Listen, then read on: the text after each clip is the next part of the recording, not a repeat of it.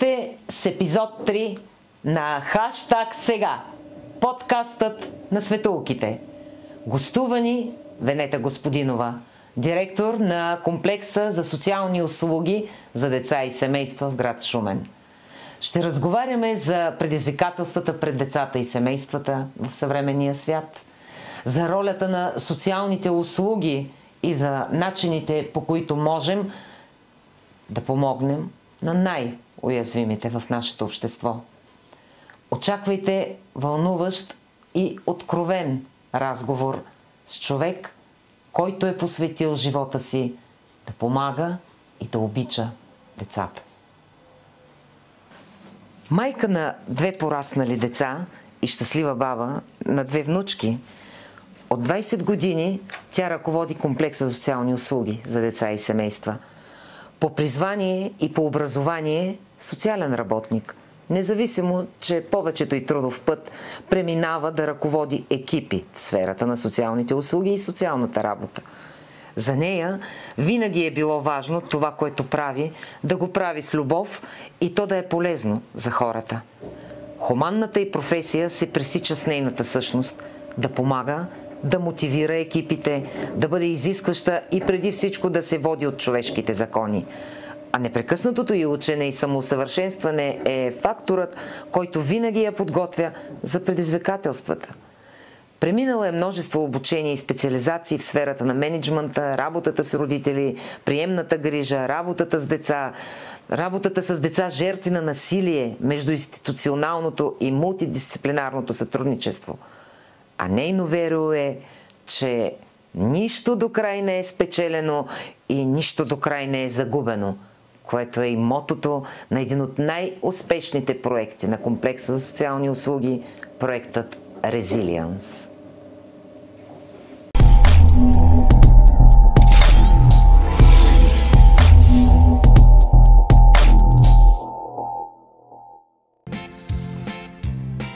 Празничният календар в детска градина Светулка е наситен с събития, обичаи и традиции, които приобщават децата и техните семейства към културата на страната ни. Пролетният цикъл от празници е с особен емоционален заряд. В навечерието на 1 март в много от групите бяха организирани бабомартенските работилници. От сръчните ръце на родители и близки на децата се появиха различни по вид и големина мартеници.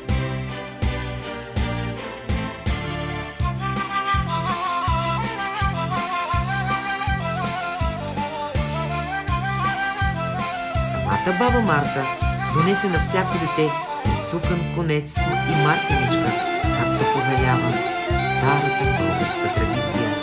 Децата я поздравиха с песни и стихове. С баба Марта и месец март се свързват много традиции и обичаи, свързани с пролетта. Този типично български и балкански обичай е включен в културното наследство на ЮНЕСКО.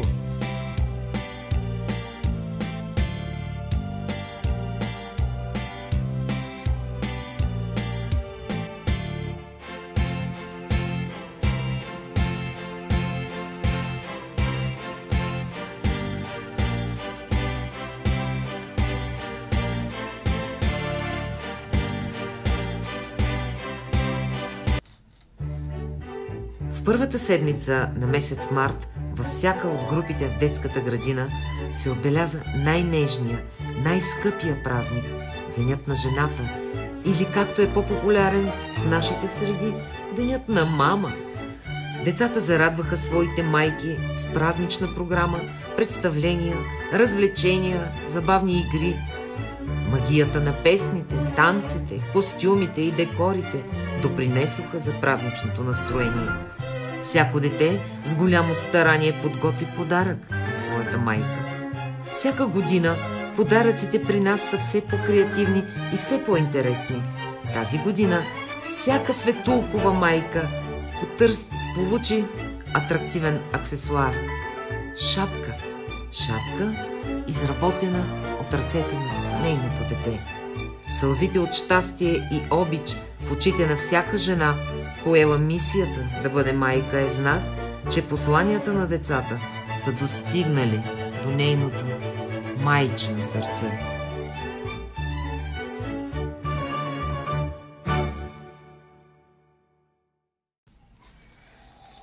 През месец март има друг вид празници, които ни връщат към народните вярвания, традициите и обичаите.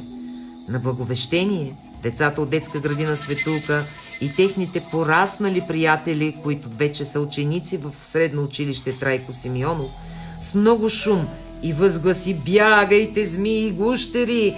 Благовец е тука!" гониха зло, лошо, страшно. Обиколката на детската градина с кръчетала, шумни инструменти достави голяма радост на децата и създаде празнично настроение на обичая. А прескачането на огъня, изгарянето на боклука са част от пречистващите ритуали за празника. Всички деца с готовност се включиха в песните и хорото, което се изви в двора на детската ни градина с участието на деца, учители, гости и всички заедно танцуваха бравото българско хоро. Местните медии и телевизия Шумен отразиха събитието цялостно в своите предавания. А вечерта децата споделиха преживяванията си със своите родители и близки. Благовещение, или както още е известен като Малкия Великден, носи надеждата за събуждането на природата, за доброто и за благоденствието. Нека има здраве за телата, доброта в сърцата, белота в душите ни.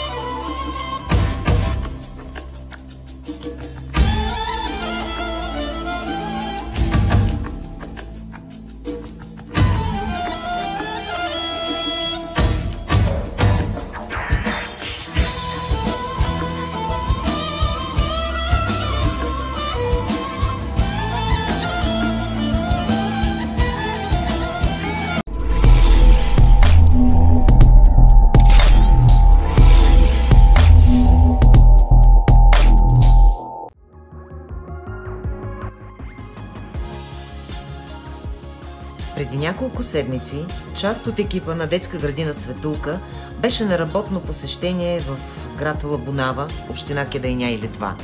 Посещението беше в рамките на проект #сега, действай сега, учи сега, сподели сега на програма Еразъм Плюс. Темата на посещението бе прилагане на цялостна педагогическа технология, съчетаваща интегриран подход и различни иновативни методи и техники за преподаване и учене за обучение на деца със специални образователни потребности и на деца от уязвими групи. Това е третата тема в нашия проект. Целта на учителите е да повишат професионалната си компетентност при работа с разнообразни групи деца. Дори учителите с опит имат нужда периодично да надграждат своите умения за работа, за разнообразие и за много различни по съдържание, методи, приеми и най-различни възможни канали на комуникация. За младите учители тази област е голямо предизвикателство. Идентичният състав на детската градина в Лабунава предопредели началото на нашето наблюдение.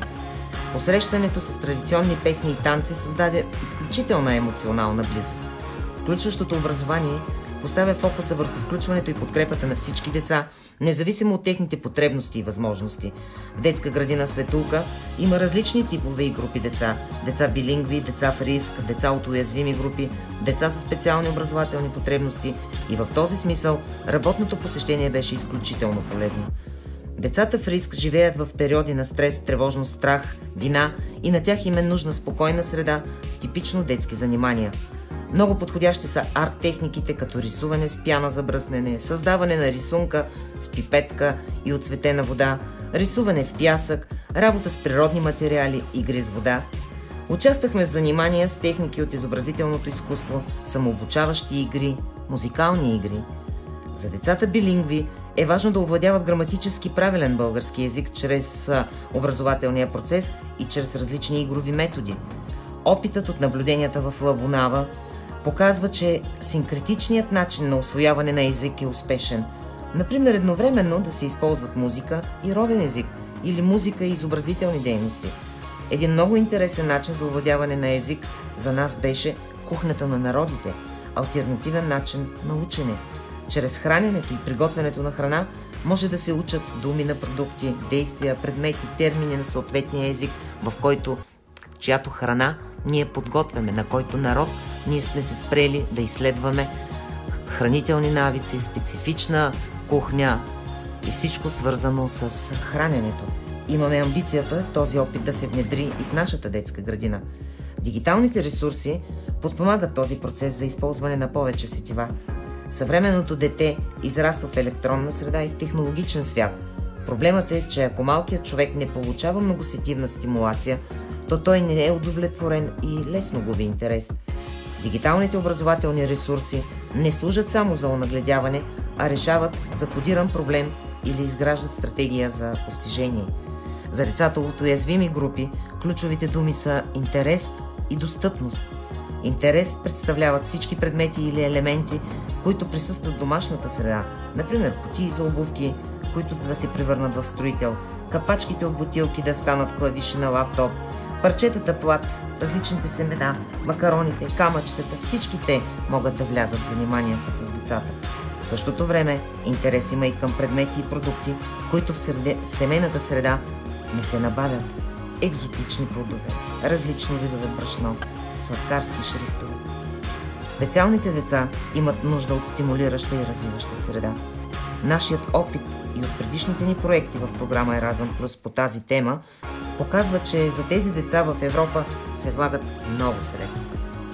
Успехът е гарантиран от специализираната образователна среда, добрите специалисти и специалните материали и обучителни техники. Ключово средство е използване на комуникационна система, чрез която се осъществява връзката и контакта с детето или ученика. Колегите от Лагунава, община Кедайняй, Литва, ни показаха как цялото оформяне на средата в училището и детската градина подтиква децата към игра, към креативност, към различен тип мислене. Използвано е цялото пространство, дори вратите на залите са превърнати в игра или място за изказване на мнение. Съществен компонент в образователната система на колегите от Литва са родителите.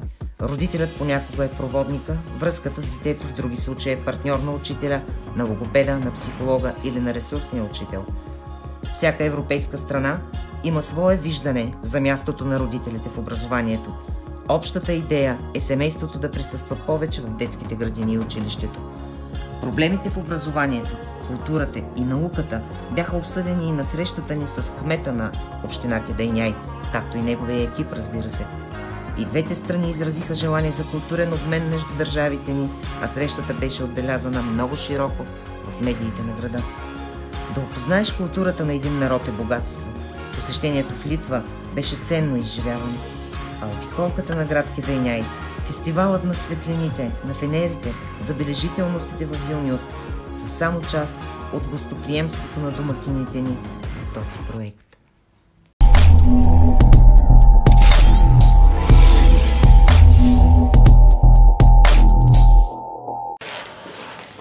Здравейте, добре дошла. Много се радвам, че днес наш гост е Венета Господинова, голям приятел на светулките, позната на обществеността в Шумен, но и не само, като директор на комплекса за социални услуги за деца и семейства Шумен, които са всъщност подразделения на Института за социални дейности и практики София. Нали не сбърках нещо? Не. Добре дошла. Благодаря. За мен също е голяма чест и едно отново приятно изживяване тук във вашето приказно царство, което създавате и така творите. Благодаря за възможността да си поговорим днес за важните теми от дневния ред на нашите родители. Не е тайна, те знаят всички, че ние сме добри приятели, затова предлагам да си говорим на ти, защото тук сме само приятели. Вени, какви са промените, които наблюдаваш през всичките тези години, работейки с деца и с техните семейства, които търпят в развитието си нашите по-млади хора, родители на децата, самите деца? Какво се променя в нашия свят? За съжаление, ще споделя малко негативното, което ние наблюдаваме. Това е част от живота ни, така или иначе. Много ми се иска и знам, че не всичко е това, което достига до нас, но това, което ние наблюдаваме с всички последствия от начина на живот, от един дигитален свят, в който са потопени нашите деца, родителите и съответно всички последствия, които водят до децата, до тяхното психично, емоционално и до проблемите в семейството, които се случват. Така че започваме с нещо така минорно, но трябва да си казваме и за това сме си се събрали днес да си поговорим и наистина да говорим за това, което наистина тежи. Медиите ни заливат с информация за поредни случаи на домашно насилие. За жалост, малки деца губят един от родителите си, в повечето случаи майката. Всъщност много ми се иска да си поговорим за правата на децата в нашата България, изобщо за правата на децата по света. Те наистина имат права и ние сме хората, които трябва да се погрижим, те да се ползват от своите права.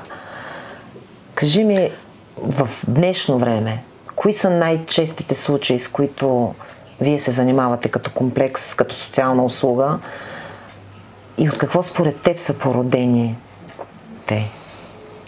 Много добре, че започваме с правата на децата, защото идвайки при нас родителите много често казват, ние сме родители, детето трябва да изпълнява това, което ние искаме и много рядко те се задават въпроса, че срещу тях детето е една личност вече носейки правата. Имаме една конвенция за защита правата на децата, още от 1989 година и всъщност там са посочени всички права, които имат децата. Съответно, с приемането през 2000-та година нашия закон за закрила на детето, започваме с това какво е детето, какви са неговите права. Започваме от това, че базисните, всяко едно дете трябва да има задоволени базисните потребности, да расте в една добра среда, но това са наистина базисните. Оттам нататък всяко едно дете има право да получи нормално здравеопазване, здравна грижа. Родителите са тези, които гарантират правата на децата. Осигуряват ги всъщност. Аз и ги осигуряват. Казвам, че правата на децата са задължения за възрастните. Абсолютно. Защото детето, то е все пак дете и родителя е този, който трябва да го съпроводи, който трябва да ги осигури, да ги гарантира правото на образование, за което вие сте една такава детска образователна институция. Правото на децата да бъдат до 16 години, това е задължителното, да получават образование. И то напълно за съжаление, имаме вече, питахте ме какво се сблъскваме. За съжаление, вече има деца, които преди 16 годишна възраст отпадат от училище. Поред причини и най-вече на първо място това е семейната среда, липсващи родители, оставени децата при баби, дядовци, близки и за съжаление не могат да завършат средно образование. На следващо място, като говорим за правата, това е правото на детето да се развива, да получава всякакви възможности да развива своите таланти, своите заложби. И когато започнем да работим с едно дете, ние всъщност търсиме ресурсите. Какво обича да прави? Съответно, стимулираме родителя, напомняме го, че това е негово право да осигури на детето то да се развива. На следващо място, това е правото му да расте в семейство. Много. Фундаментално, базисно право. Всяко едно дете трябва да има семейство, да расте в семейна среда и за това сега знаете за приемната грижа. Ние сме, тук имате и дечица, които са в приемна грижа. Преди повече от 15 години, 20 вече станаха, се разви приемната грижа, която да замести семейната, но в никакъв случай не можем да кажем, че тя замества напълно, така но това е правото на детето да расте в семейство. И тогава, когато борихме се доста дълго време с едни нагласи към нас, че ние искаме да отнемаме децата от семейството, а то не е така. Ние по-скоро искаме да оценим това семейство и да дадем шанс на родителя. И наистина трябва да го знаят всички, че на първо място това е семейството. Имаме предвид биологичното семейство, които са така водещи в грижата за детето и съответно помощта, която трябва да им предоставим. Детето трябва да расте без насилие. Това е следващото, което емоционално, физическо, правото му да бъде защитено от всякакви форми на насилие, правото да бъде чуто. По закон за закрила на детето, след 10 годишна възраст детето задължително се изслушва. Това е едно дадено от закона право да чуеме гласа на детето. Да чуеме какво детето споделя да каже, и след 10 годишна възраст това е задължително. Да не казваме, че много често детето се чува и тогава, когато е под тази възраст и вие, работейки тук, знаете, че водещо е гласа на детето. Много е важно да кажем, че всъщност насилието не е само да физически да направиш нещо на едно дете. Насилието е по много форми. Трябва задължително обаче да коментираме и това, че неглижирането на едно дете също е форма на насилие. И че това се приема като заплаха и поставя детето в риск от насилие. И в този ред на мисли, кои са най-честите случаи, с които работите напоследък за деца жертва на насилие? Защото драстичните, фрапиращите случаи, те стават обществено достояние, било чрез медии, било чрез WhatsApp, групата на квартала, както наричаме общността в квартала, но все пак вие работите и с малко по-непопулярна група от деца, които също са обект на някакъв вид насилие, като пак казвам, подчертавам, не говоря за физическото насилие, а говоря за други видове от насилието. И може би на младите родители ще им бъде полезно да чуят, че даден тип поведение спрямо едно дете също попада под ударите на законодателството и се приема като форма на насилие. Неглижирането, екранните деца, за които все по-често говорим. Ето за това искам да си поговорим сега. Вие много точно ги изведахте. Ако допреди години говорихме само за физическо насилие, за физически белези от насилие, то на дневен ред излиза тежките последствия пред децата от емоционалното насилие. Неглижирането, то е равносилно, когато едно дете е емоционално подложено на насилие. Какво в момента от няколко години се случва? Това са тежките родителски конфликти, за които всъщност потърпевши са децата и те стават индиректни жертва на това насилие в семейството, защото дори когато спрямо детето, бащата или майката, но когато то чува, когато то е въвлечено, това в момента са и най-тежките случаи. И вербалната агресия е много важно тук да се изкоментира, защото не е задължително детето да става свидетел на шамари или в някаква друга форма на физическо насилство, но поведение на някой от родителите към другия партньор в семейството. Вербалната агресия, виковете, крясъците, обидите, всичко това, на което малките деца стават свидетели, води до емоционално похабяване на тяхната личност, според нас, учителите. Точно така. Всъщност по нашето определение дете, жертва на насилие и децата, които са свидетели точно на това насилие. Едно дете, което е свидетел на посегателство върху майката, когато и умишлено се въвлича в тези конфликти, когато се настройва, това е, родителите трябва да го знаят. Щадете децата, не въвличайте децата в конфликта на възрастните. Дали те са партньори, дали това са съпруг и съпруга, но най-тежките ни случаи, в които виждаме отражението пред децата, тежките последствия, това са следствия на родителските конфликти, на насилието, домашното насилие в къщи. Много случаи вече имаме и по националните медии непрекъснато се говори за домашното насилие. И за съжаление, да, има промяна нормативна, има едно бързо производство, когато бащата, ако той е насилника, в повечето случаи е той, се извежда, но последствията си остават. Детето трябва по някакъв начин ние да...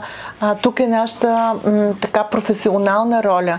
От една страна той е насилник, от друга страна трябва да поработим и с него, за да остане част от живота на детето.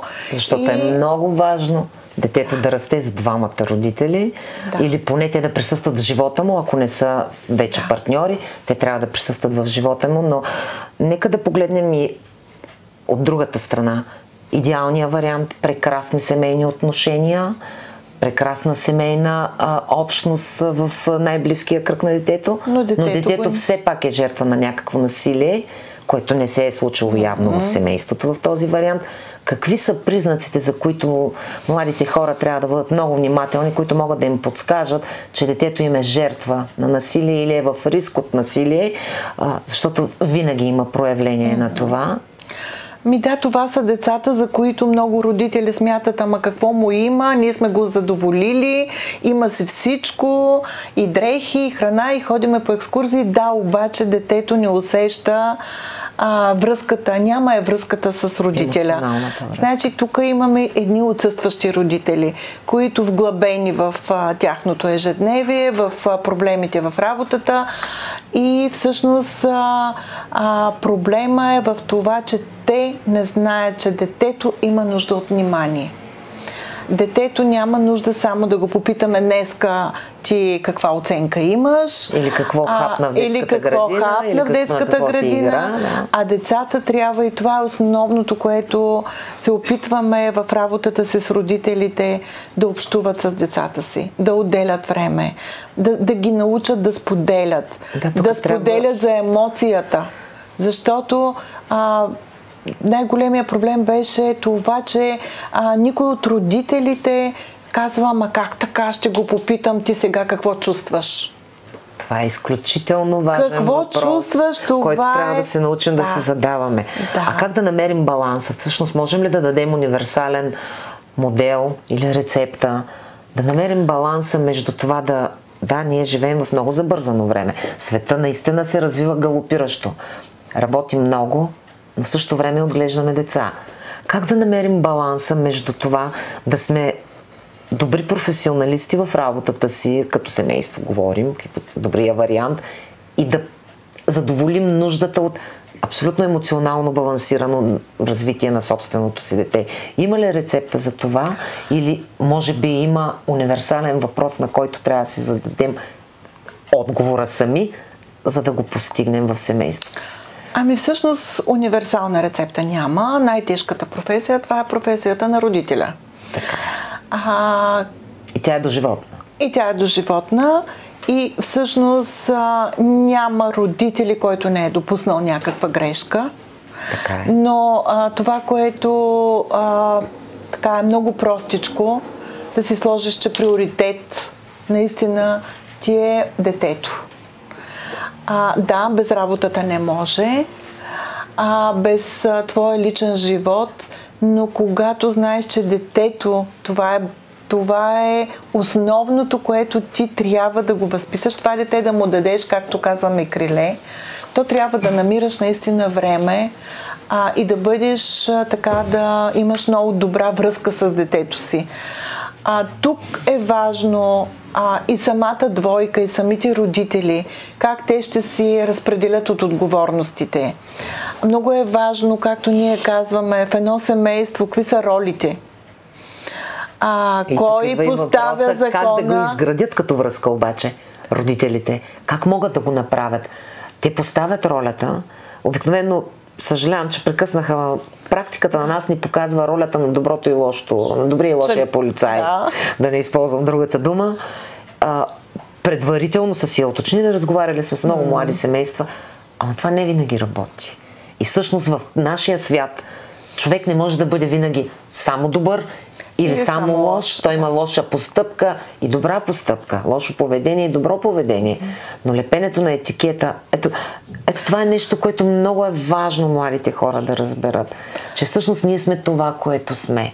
Но трябва да вадим най-доброто от себе си, когато сме с едно малко дете, като родители. И този баланс, който ние търсим, балансът в природата е много важно нещо. Това, което родителите трябва да знаят, първо, че няма безпогрешни. Детето всъщност се възпитава не само... думите възпитават по-малко от това, което те виждат, от това, което ние им показваме в нашите отношения, в нашия начин на общуване, в семейството с близките ни. Така че, ако някой път сме сгрешили, то по-важно е като цяло ние какъв модел даваме. Много са важни и широкия семейен кръг. Тук също едно дете трябва да расте и с подкрепата, с любовта, с грижата на баби, дядовци. Защото тогава, когато е капсулирано, семейството е капсулирано, тогава всъщност детето няма другия поглед, другия модел. Точно така е. Така че баланса не винаги се получава, но като цяло трябва да се търси. И тук мога да кажа, че точно за това се радваме, че вече много млади родители осъзнават, че имат нужда някой да ги подкрепи. И в този ред на мисли, какви са ресурсите и услугите, които вие предлагате като комплекс за социални услуги за деца и семейства? Услугите и ресурсите, които могат младите хора да намерят при вас, защото не е задължително, уважаеми дами и господа, да търсим съдействието на комплекса само когато имаме проблем. Важно е да знаем, че те разполагат и с много допълнителни услуги, които подкрепят младите семейства. За пример ще дам училището за бъдещи родители, за бременните майки, така. Нали така? Да, точно така. Без така да звучи хвалебствено за нашата институция. Напротив, ние трябва да си ние тази година ще направим 20 години и всъщност това, което се опитваме за всичките тези години да развиваме дейности така, че да отговорим на нуждите. Ние виждаме, че нуждите са от една превентивна работа. Нуждите са от това да дойдем при вас и да ви кажем, дайте сега... Да работим резилиенс, например, общените проекти, които сме били седмицата на бащата. Да, точно това са едни страхотни наши съвместни мероприятия. За бащата. Така, вие тук сте водещи и можете само ви така да споделите колко е важна ролята на бащата. Ние развиваме едни и да кажа, че наистина може би в града сме единствените, които правим групови програми за родители. Имаме една страхотна програма Позитивно родителство. Тя е съвсем доброволна, така че родителите могат да дойдат, да се запишат. Провеждаме я в много удобно време за родителите. И събота, и неделя. Имаме една друга програма Възпитание без шамар. Това е точно за я предлагаме за родители на по-малки деца, за да ги, така да им кажем как в моменти, когато ти идва да шляпнеш детето, с какво друго може да го замениш. И за това така е кръстената. Това е една програма, от която може много да се вземе. Дори можем и сме я правили преди години, директно тук в детските градини сме идвали с родителите. Това са родителите да търсят подкрепата тогава, когато, нали, както казваме ние, превентивно, а не когато вече станало късно, получат сигнал в отдел за закрила на детето и да се страхуваме, сега ние сме лоши родители и ще не вземат децата. Не бива да има този страх. Най-важното е да кажем на младите хора, че всъщност възможностите са навсякъде около тях. Комплексът за социални услуги за деца и семейства дава възможност на всеки един родител, който се усети несигурен, който има нужда да попита, да потърси професионално, компетентно мнение, да отиде там на място. Там работят прекрасни психолози, социални работници, ресурсни учители, специални педагози, специалисти, които съвсем запазвайки анонимността ви, ще ви помогнат да намерите отговори на трудни въпроси. Ако те самите не могат да ви помогнат, поне ще ви покажат пътя, по който трябва да минете. И за финал на нашия разговор, какво ще пожелаете на младите родители на този град? Защото нас ни гледат, всъщност не само родители от Шумен, нас ни гледат много млади хора и в България. Какво е важно да знае днеска един млад човек, който тръгва да прави семейство и да се подготвя за най-важната си социална роля, тази именно да бъде родител? Какво ще им пожелая? Да не се страхуват, да потърсят помощ тогава, когато така имат вътрешното усещане, да знаят, че детето е безценен дар. Дар. Това е дар и днеска е един такъв много светъл ден. Точно на благовещение. Благата вест днеска за всички ни нека да бъде какво? Да бъде благата вест да има деца. Защото има много родители, които също и с такива работиме, които идват при нас, които се молят, които очакват да дадат щастие и грижа на едно дете. Така че аз им пожелавам да чуят благата вест. Да чуят благата вест, да имат деца, да не се страхуват и да знаят, че децата са най-добрите учители на родителите. Да ги приемат, разбира се, вече според възрастта, но да се вслушват в гласа на децата. Взимайки последните думи от теб, искам да ви пожелая да се слушаме. И когато се слушаме, нека се чуваме. Да чуваме децата, да чуваме възрастните си родители. И днес на Благовещение, денят, в който се снима този епизод, ми позволете да ви пожелая благата вест за всички ни, да бъде здраве за телата, светлина в душите, мир в умовете и мир за цялото човечество. Амин. Да бъде. Да бъде.